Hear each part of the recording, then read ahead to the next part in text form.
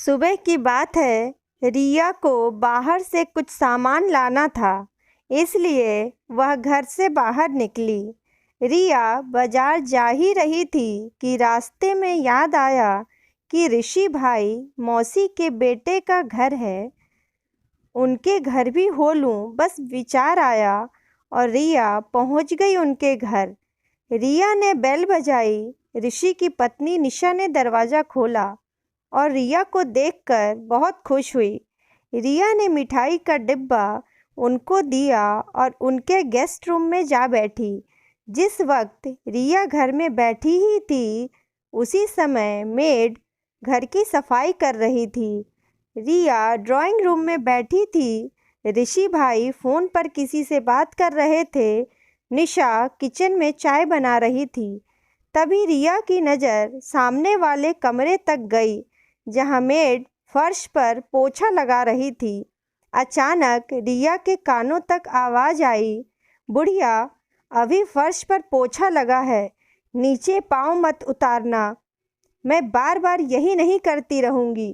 परेशान हो गई हूँ तुमसे, रोज़ रोज़ घर गंदा कर देती है। रिया ने ऋषि से पूछा, कमरे में कौन है भाई? ऋषि बोला, माँ को गांव से यहीं ले आए हैं। रिया बोली, अच्छा किया भाई आपने कि मौसी को यहीं ले आए। रिया ने आगे बोलना जारी रखा। रिया बोली, अब तो मौसी की एज भी बढ़ रही है, उन्हें अब सहारे की ज़रूरत है। वहाँ किसके सहारे रहती? ऋषि बोला, माँ अब यहीं रहती हैं, हम लोगों के साथ। रिया बोली, जब तक चाय बन रही है मैं मौसी से मिल लेती हूँ। ऋषि बोला, रिया, मौसी से मिल लेना, थोड़ा रुक जाओ, अभी अभी शायद पोछा लगा है, सूख जाए फिर जाना। रिया ने बड़ी हैरानी से पूछा, क्यों? गीला है तो मेड दोबारा से लगाएगी, नहीं लगाएगी तो थोड़े निशान रह जाएंगे फर्श पर, क्या फ़र्क पड़ेगा? ऋषि बोला, अरे रिया, तुम्हारी भाभी को फर्श चमकता हुआ पसंद है। लेकिन रिया ऋषि की बातों को अनसुना करते हुए कमरे में चली गई। गीले फर्श पर पाँव के खूब निशान बनाती हुई रिया मौसी के पास गई। मौसी के पाँव छुए और फिर उनसे कहा कि चलिए आप भी ड्राइंग रूम में, वहाँ साथ बैठकर चाय पीते हैं। चाय बन रही है, भाभी रसोई में चाय बना रही हैं। रिया ने इतना ही कहा था कि मौसी एकदम घबरा गई। अरे नहीं बेटा, अभी फर्श पर पाँव नहीं रखना है, फर्श गीला है ना, मेरे पाँव के निशान पड़ जाएंगे, पाँव के निशान पड़ जाएंगे। वाह, फिर तो उनकी तस्वीर उतार कर बड़ा करवा कर फ्रेम में लगाना चाहिए। आप चलिए तो सही। पर मौसी बिस्तर से नीचे नहीं उतर रही थीं। उन्होंने रिया से कहा कि तुम चाय पी लो बेटा। तब तक ऋषि भी मौसी के कमरे में आ गया। ऋषि ने रिया से कहा कि माँ सुबह की चाय पी चुकी है, तुम बाहर आकर चाय पी लो। रिया बोली, नहीं, मैं मौसी के साथ यहीं कमरे में चाय लूँगी। चमकते हुए टाइल्स पर रिया के सैंडल के निशान बयां कर रहे थे कि रिया ने जानबूझकर निशान छोड़े हैं। वो समझ नहीं पा रहे थे कि आखिर रिया ने ऐसा किया ही क्यों। उन्होंने रिया से तो कुछ नहीं कहा, लेकिन मेड को उन्होंने आवाज़ दी, सीमा, जरा इधर आना। इधर रिया के पाँव के निशान पड़ गए हैं, उन्हें साफ कर देना। सीमा ने फिर से फर्श पर पोछा लगाया। जैसे ही फर्श की दोबारा सफाई हुई, रिया फिर खड़ी होकर उस पर चल पड़ी। दोबारा निशान पड़ गए। अब सीमा और ऋषि दोनों हैरान थे।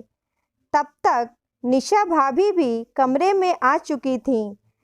निशा भाभी बोली, रिया, आइए चाय रखी है, पी लीजिए। निशा भाभी बोली, रिया, बहुत दिनों बाद आप आईं, अच्छा लगा, आप आते रहा करिए। रिया ने निशा भाभी से कहा कि बुढ़िया के लिए भी चाय यहीं दे दीजिए। निशा भाभी ने रिया की ओर देखा और चौंक कर ऋषि की तरफ भी। रिया ने कहा कि हैरान मत होइए। सभी चुप थे। रिया ने कहा कि मुझे ऐसा लगा कि आप लोग मौसी को प्यार से बुढ़िया बुलाते हैं। मेड भी वहीं खड़ी थी। तीनों सन्न खड़े थे। ऋषि बोला, क्या हुआ रिया, ऐसे क्यों बोल रही हो? रिया ने कहा, भाई हुआ कुछ नहीं। मैंने खुद सुना है कि आपकी मेड सीमा मौसी को बुढ़िया कहकर बुला रही थी। सीमा मौसी को बिस्तर से ना उतरने के लिए धमकाया भी था।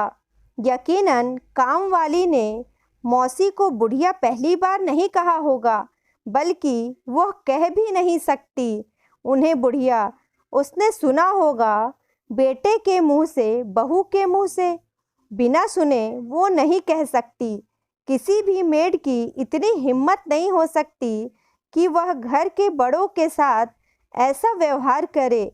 जाहिर है आप लोग प्यार से मौसी को इसी नाम से बुलाते होंगे। तभी तो उसने कहा, सच कह रही हूँ ना भाई और भाभी। थोड़ी देर के लिए धरती हिलने लगी थी। गीले फर्श पर हजारों निशान उभर आए थे। ऋषि निशा पर गुस्साते हुए बोला, जरूर तुमने कहा होगा। बुढ़िया मौसी रो रही थी। बहू की आंखें झुकी हुई थी। सीमा चुप थी। रिया, गलती हो गई, अब नहीं होगा ऐसा। यह बहुत बड़ी भूल थी मेरी कि मैंने अपनी माँ की जिम्मेदारी निशा को दे दी। कभी मैंने माँ से पूछा भी नहीं कि आपको यहाँ कोई परेशानी तो नहीं। लेकिन रिया चल पड़ी बिना चाय पिए, सिर्फ इतना कहकर कि उस फर्श को तो चूम लेना चाहिए जहाँ माँ के पाँव के निशान पड़े हों। जिस घर में माँ का अपमान हो वहाँ ईश्वर का अपमान होता है। भाई, आप तो सगे बेटे हैं। मौसी ने आपको पैदा किया है। आप अपनी माँ की बेइज्जती कैसे होने दे सकते हैं? कहानी पसंद आई हो तो please like, share and subscribe. Thank you.